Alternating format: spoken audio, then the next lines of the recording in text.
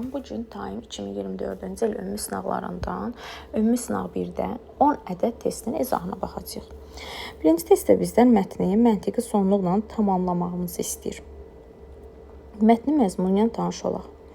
Görmə qabiliyyətini itirən insanların yenidən görməsi çox gözəl olardımı? Bu artıq bəzi insanlar üçün mümkündür. Gözə kiçik bir cihaz, gözün arxasına kiçik bir cihaz yerləşdirilir. Daha sonra kameralı xüsusi eynəklər vasitəsilə şəkillər həmin cihaza ötürülür. Bizim açar cümləmiz budur. Şəkillər həmin cihaza ötürülür. Bu cümləni biz məntiqi cəhətdən tamamlamalıyıq. A variantında bizə deyir: göz bəbəyinə qoyulan kiçik cihaz əziyyət çəkənlərə kömək etmir.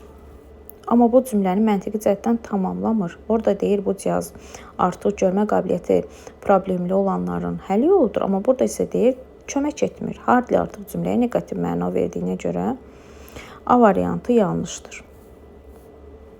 B variantına baxırıq. B variantında bizə deyir: İstənilən kör insanlar yeni eynəklərlə görməni geri qaytara bilər. Bəli, bu o cümləni tamamlayır. Kameralar vasitəsilə xüsusi eynəklər şəkillərə həmin cihaz ötürür və istənilən görmə qabiliyyəti olmayan insanlar bu eynəklərlə görməni geri qaytara bilər. B variantı məntiqi cəhətdən düzgündür. İndi C variantına baxaq. C variantında deyir ki, bir insanın geni müalicə edilə bilər və beləliklə onlar əməliyyatdan sonra yaxşı görə bilərlər. Ümumiyyətlə, mətndə hər hansı bir gendən, genetik faktordan danışmadı. C yanlışdır. D variantında deyir, təzə metodlara görə bütün insanlar əməliyyatdan qurtula bilər. Əməliyyatdan qurtulması mümkündür. Yəni, bütün insanların əməliyyatının qarşısı alına bilər. Qarşısı alınması mümkündür deyir. Amma orada əməliyyatla mı olur, əməliyyatsız mı olur? Bu prosedurun necə olması barədə heç bir məlumat yoxdur ki, biz də deyək ki, əməliyyatın qarşısı alına bilər. D variantı da yanlışdır. Y variantında isə deyir ki, tibb alimləri korluğa qarşı yeni vaksin tapmağa çox yaxınlaşıblar. Ümumiyyətlə, vaksindən, hər hansı bir görmə probleminə qarşı olan iynədən, vaksindən, dərmandan mətndə danışılmır. Deməli, düzgün cavab B variantı. İkinci testə baxırıq. İkinci testdə bizdən mürəkkəb cümləni sadə cümləyə çevirməyimizi istəyir. Mürəkkəb cümləni sadə cümləyə çevirərkən biz redaction, yəni qısaltma qaydasından istifadə etməliyik və baxmalıyıq ki, cümlədə bizdən nə tələb olunur. Gəlin cümləni tərcümə eləyək. Kevin completed his bachelor's degree because he had worked really hard. Kevin bakalavr dərəcəsini bitirdi, çünki o həqiqətən çox çalışmışdı. Burada bir səbəb var, because var. Bir bizə səbəb verilir, because. Bir də ki, had worked bitmiş zamandadır. Yəni, hərəkətin biri olub, sonra isə digərinə keçilib. Artıq burada biz həm öncəliyi, sonralığı gözləməliyik. Həm də ki, səbəb göstərən because-u da cümlədə biz bildirməliyik, yazmalıyıq. İndi gəlin cümləyə baxaq. Having variantlara baxaq daha doğrusu. Having worked really hard, Kevin completed his bachelor's degree. Çox çalışdığına görə Kevin bakalavr dərəcəsini bitirdi. Bəli, burada mübtədalar eynidir. Mübtədaların eyni olduğu zaman biz participle-dan istifadə edə bilirik. Having artıq orada participle-dır və yaxud verbaldır. Belə olduğu zaman da bu həm səbəbi bildirir, həm də hərəkətdə öncəliyi, sonralığı gözləmişik. Çox çalışdığına görə Kevin artıq bakalavr dərəcəsini bitirmişdi. Participle-la olan hissə öncə, have'in sonundakı ing göstərir ki, birinci məndəki hərəkət olub, sonra digər hərəkət baş verib. Yəni, participle-lar artıq cümlədə hərəkətin ilk öncə özlərində baş verdiyini, sonra digər tərəfin olduğunu deyir. A variantı burada düzgündür. Birinci hərəkət having worked really hard, daha sonra isə Kevin completed, çox çalışmış və bakalavr dərəcəsini bitirmişdir. B variantına baxaq, təhlil edək. B variantında working really hard, Kevin completed his bachelor's degree, çox çalışır və bakalavr dərəcəsini bitirir. Burada hərəkətlər eyni zamanda, simultaneous action var, eyni zamanlılıq. Hərəkətlərin eyni zamanda baş verdiyi göstərilir, amma yuxarıdakı cümlədə bizə eyni zamanlıqdan danışılmır. Ona görə B variantı yanlışdır. C variantına baxdığımız zaman artıq C variantında havingdən sonra bilinişlənməyi cümlənin məhsulu aparır, amma bizim cümlədə məhsul yoxdur. Əgər bizim transform eləyəcəyimiz cümlə məhsulda deyilsə, biz onu transformationa, yəni dönüşdürdüyümüz zaman məhsulda verə bilmərik. Ona görə C variantı da yanlışdır. D variantı tərcümə ilə deyir, Kevin bakalavr dərəcəsini bitirdi. S ilə çalışmamışdan əvvəl. Məntiq cəhətdə ona uyğun deyil. Əvvəl çalışır, daha sonra bitirir.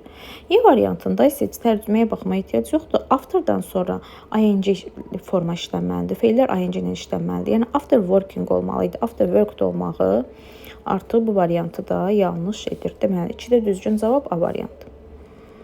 Üçüncü testə baxırıq. Üçüncü testdə bizdən cümlə qurmağı istəyir. Not until gördüyünüz zaman yadınızda saxlayın ki, not until özündə inversiya istəyən bir formadır. Yəni not until cümlənin önündə gəlir. Not until much later did he find it. Not until cümlənin önündə gəldiyi zaman xəbər, köməkçi feil mübtədanın önünə keçir. Daha sonra xəbərdən istifadə olunur. Burada da did köməkçi feildir və he-nin önünə keçib, yəni D variantı düzgündür.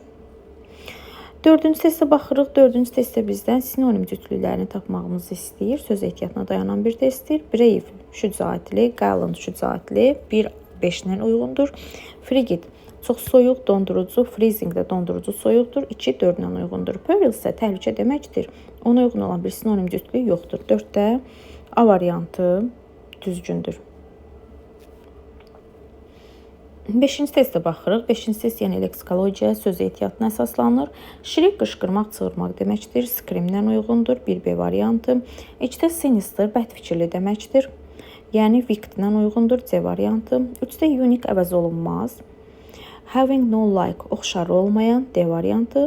4-də isə indifference, laqeyd deməkdir. Lack of interest, maraq çatışmamazlığı, maraq azlığı. O da A variantına uyğundur. Ümumilikdə 5-ci düzgün cavabı Y-dir. 6-cı testə baxırıq. 6-cı testdə bizdən mətni, paraqrafı məntiqə ardıcıllıqla bitirməyimizi istəyir. Mətni məzmunu ilə tanış olaq. 2016-cı ildə qədim qəbilə dili olan Baonun sonuncu danışanı Hindistan sahillərində, Andaman adalarında 65 min illik qədim mədəniyyətə son verərək vəfat etdi. Bao dilinin sonuncu səlis danışanı idi ki, bu dil qədim preneolitik dövründən bəri danışılırdı. Alimlərin dil haqqında olan araşdırmalarına, qeydlərinə baxmayaraq, Bao bu dilin son 10 ildə tək danışan şəxsi olmuşdur. Həyatının son 10 ilində bu dilin tək danışan şəxsi olmuşdur. A variantına baxırıq. A variantında deyir ki, o ünsiyyətcil olmadığına görə, ümumiyyətlə onun xarakteri haqqında, necə bir xarakter sahibi olmaq haqqında heç bir məlumat yoxdur. A variantına baxmırıq. B variantında so var, deməli səbəb nəticə əlaqəsi ola bilər. Diqqət eləyək. Tək danışan olduğu üçün heç kəslə ana dilində danışa bilmirdi. Bəli, bu məna cəhətdən də, qrammatik cəhətdən də düzdür. Bu ömrünün son 10 ilini bu dildə tək danışan olaraq keçirtmişdi. Çünki o tək danışan idi və heç kəslə ana dilində danışa bilmirdi. Bəli, B variantını biz düzgün hesab eləyə bilərik. Digərlərinə baxaq. As she was calm. Burada da şəxsi keyfiyyətdən danışır. O çox sakit idi. Mətndə Baonun şəxsi keyfiyyətinə aid heç bir məlumat yoxdur. D variantında deyir her indifference, onun laqeydliyi, yenə də laqeydliyinə aid nəsə söhbət getmir. E variantında deyir ki, Baonun nəğmə və hekayələri təxminən demək olar ki, hər kəs tərəfindən qəbul edilirdi. Qəbul edilsə, hər halda o dildə danışan dilin daşıyıcısı olardı, amma dil daşıyıcısı yoxdur. Deməli, B variantı düzgündür. 7-ci testə baxırıq. 7-ci testdə cümlələri düzgün şəkildə tamamlamağımızı istəyir. Belə ki, birincidə biz one of the people görürük. Yadımızda saxlayaq. One of the. Əgər nisbi əvəzlik istəmirsə, yəni hunu, zəti istəmirsə özündən sonra xəbəri tək gətirər. Amma variantlarda nisbi əvəzliklər verilib, who verilib. Əgər one of-dan sonra nisbi əvəzlik istifadə eləyəcəksə, o zaman xəbər cəmdə gəlməlidir. Deməli, she is one of the people who do olmalıdır. Who does ola bilməz. Who do sport will idman etmək, do sport olduğuna görə bir də B variantı düzgündür. İkinciyə baxdığımız zaman the only one of the people. Əgər the only one of varsa, o zaman isim cəm, amma xəbər tək gəlməlidir. The only one of the people who does sport will. 2-də C variantı düzgündür.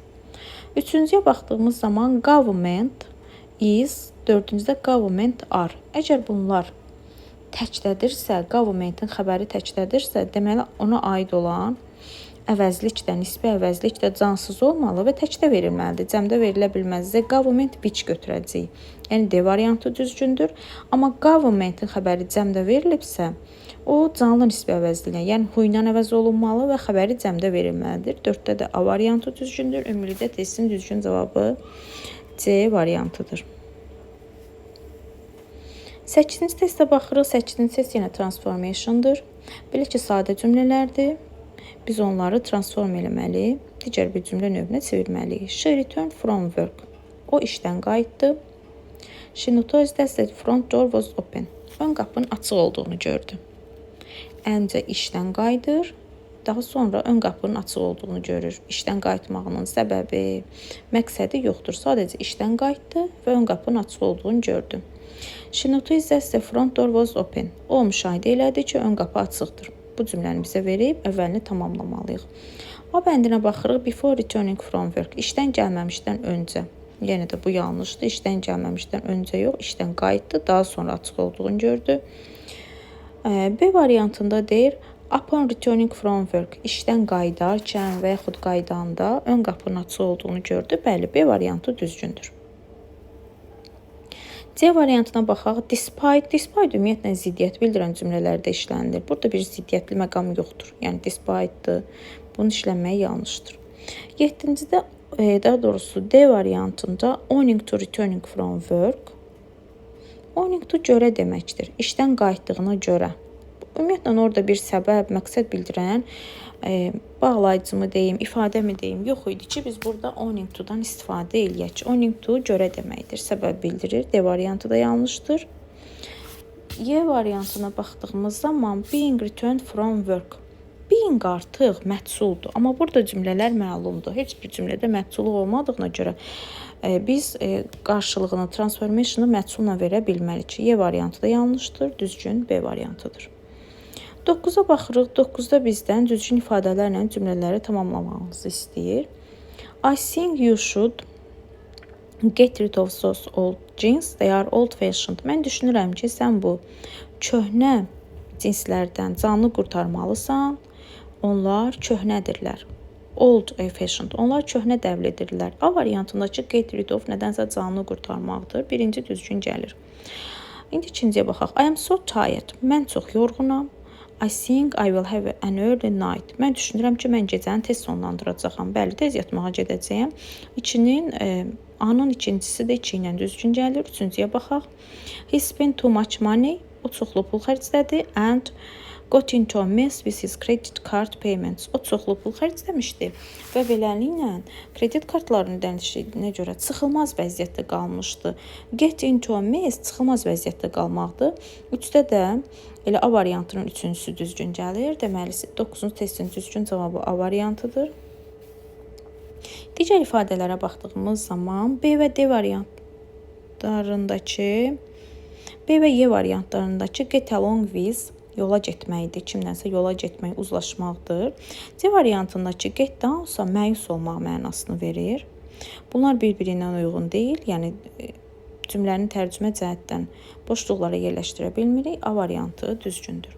10-cu testdə bizdən essential meaning in the text. Mətndə olan essential, yəni əsas mənanı istəyir. Ümumiliklə biz mətnin məzmunu ilə tanış olmalı. Daha sonra elə bir mətni parafrez eləməliyik. Yəni mətndən hansı mənanı anladığımızı qeyd eləməliyik. Gəlin baxaq. Deməli, dostlarımdan biri məndən onun evini rəngləməyimi xahiş elədi. I was painting on wall. Mən divarı rəngləyirdim. Nərdivanın yuxarısından dayanaraq divarı rəngləyirdim. Bəzi səbəblərə görə at one point I forget. Mən unutdum nərdivandayam və addımı digər tərəfə. I step to the side. Digər deməli tərəfə bir addım atdım. Mən deməli havada yıxıldım. Havada olarkən artıq yıxıldım.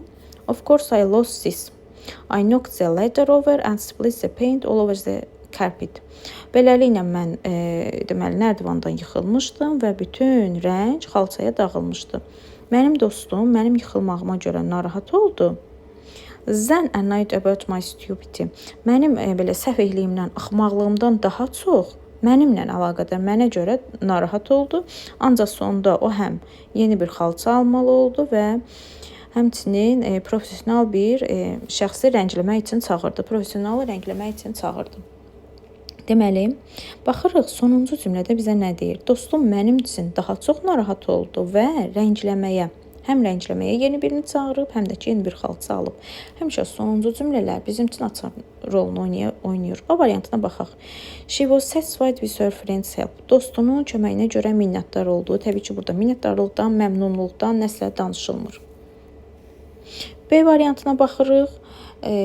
O deyir, qismən Steve'in hadisəsinə görə günahkar idi. Xeyr, günahkar deyildi. Burada bir zorakılıqdan, məcburiyyətdən danışmır. Xahiş eləyir və o da onun xahişini yerinə yetirir. Əgər nəsə zorakılıq olsa, məcbur eləsəydi, bəlkə də B variantı düzgün ola bilərdi. Amma burada elə bir şey mətndə demir.